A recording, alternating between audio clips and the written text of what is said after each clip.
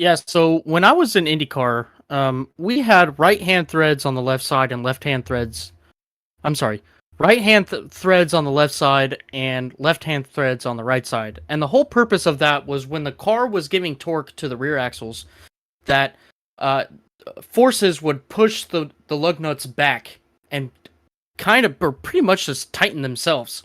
And then on top of that, we also had multiple locking systems inside of the hub and the lug nut. If you didn't get it past that locking mechanism on the hub, I mean, you knew. When I was doing tire changes on in IndyCar, you I have a video on YouTube where my lug nut did not go on the hub, and the car got sent.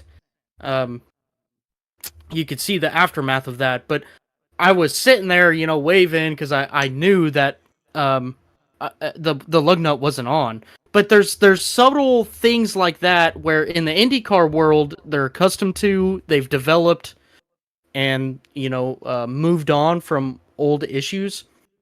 And where I'm going with this is, why doesn't NASCAR consult IndyCar? I agree with you. What is going on here?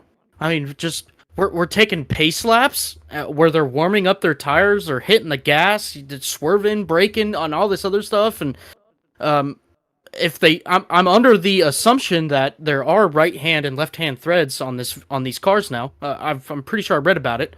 I don't understand how that's even possible. They have locking mechanisms on the lug nut now and on the hub, so everything has to be right in order for that lug nut to stay on the hub. This is just another occasion of how NASCAR failed at producing this car, or R&Ding this car. And I've been real critical about this car this whole season. I think it's the biggest flop in NASCAR history. It is the worst car that we've ever produced and put on. Not we, sorry. It is the worst car that NASCAR has produced to put on track.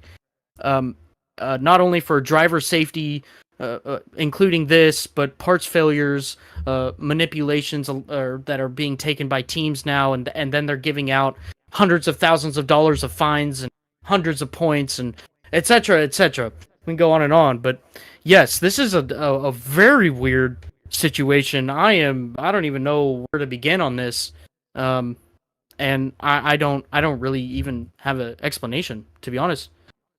There's a lot that goes on too. We got cameras in pit boxes now that crew chiefs analyze while their car is still under caution, and they can see the lug nut going on, and if it's not on all the way, they can see it. I don't know. I don't think NASCAR is giving their teams a lot of tools to help prevent this.